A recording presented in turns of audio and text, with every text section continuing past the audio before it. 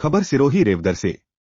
देश में जब भी चुनाव आते हैं तब कांग्रेस पार्टी एक विशेष समाज के वोटरों को खुश करने को लेकर अपने चुनावी घोषणा पत्र जारी करती है। लेकिन इस बार कर्नाटक के चुनावी घोषणा पत्र में बजरंग दल को बैन करने की घोषणा को लेकर देश भर में हिंदू युवाओं में आक्रोश हुआ, जिसको लेकर देश भर में हिंदू दवाओं ने कांग्रेस का विरोध किया और कहा कि बजरंग दल की तुलना कांग्रेस ने पीएफआई जैसे आतंकी संगठन से की है।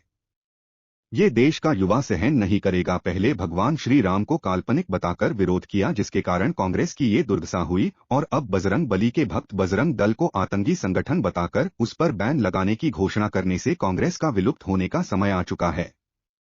जबकि बजरंग दल सेवा सुरक्षा संस्कार को मुख्य ध्येय को साथ रखकर राष्ट्र की सेवा करता, लफ्जिहात से हिंदू समाज की बहनों की, गौ माता व मठ मंदिरों की रक्षा करता और ऐसे संगठन पर बैन करने की घोषणा को लेकर आज सिरोही रेवदर प्रखंड पर बजरंग दल जालोर विभाग संयोजक नरेंद्र बंजारा के नेतृत्व में बजरंग दल के तत्वाधान में हिंदू युवाओं ने राजस्थान की कांग्रेस सरकार की शव यात्रा निकालकर पुतला दहन कर विरोध प्रकट किया और महामहिम राज्यपाल के नाम ज्ञापन दिया। जो हमसे टकराएगा मिट्टी में मिल जाएगा, जो हमसे टकराएगा। उसी तर्ज पर राजस्थान के भी कुछ नेताओं ने कहा है कि बजरंग दल को बैन करेंगे। छत्तीसगढ़ के सीएम बघेल साहब ने भी कहा है कि उसको बैन करेंगे।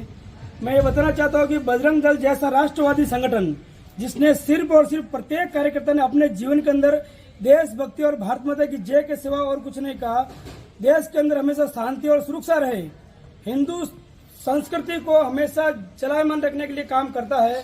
बजरंग दल हमेशा इस देश के अंदर किसी भी बार कहीं पर भी बाढ़ आती है तो उसकी सहायता के लिए सबसे पहले बजरंग दल पहुंचता है।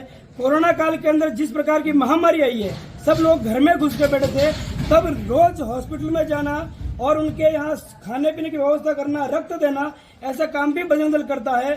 गौ माता की सुरक्षा का, जिसको भारत मां मानता है, उसकी सुरक्षा के लिए बजरंग दल हमेशा लगा रहता है।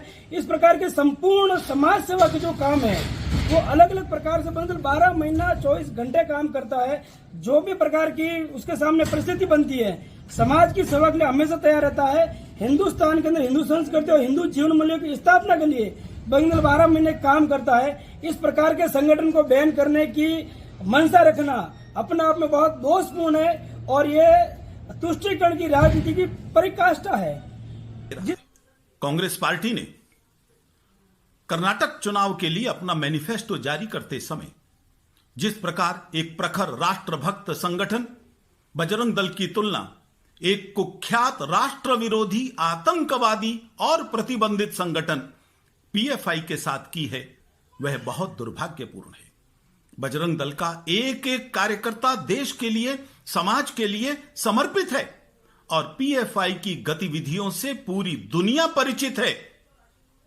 हां, जहां जहां भी पीएफआई के लोग सरतन से जुदा गैंग के रूप में खड़े हुए और कांग्रेस की सरकारों ने उनका समर्थन दिया, वहां वहां बजरंग दल के कार्यकर्ता प्रत्येक लोकतांत्रिक तरीके का प्रयोग करके उस सरतन से जुदा गैंग के आतंक को समाप्त करने के काम में लगा। कांग्रेस और पीएफआई का जिस प्रकार गठबंधन रहा है, यह स्वाभाविक है। इन सब बातों के कारण से बजरंग दल कांग्रेस की आंखों की किरकिरी बना है। तुम देश की जनता को धोखा नहीं दे सकती सोनिया गांधी।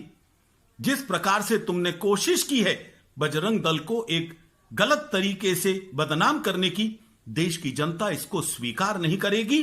बजरंग दल का एक एक कार्यकर्ता इसको चुनौती के रूप में ले रहा है।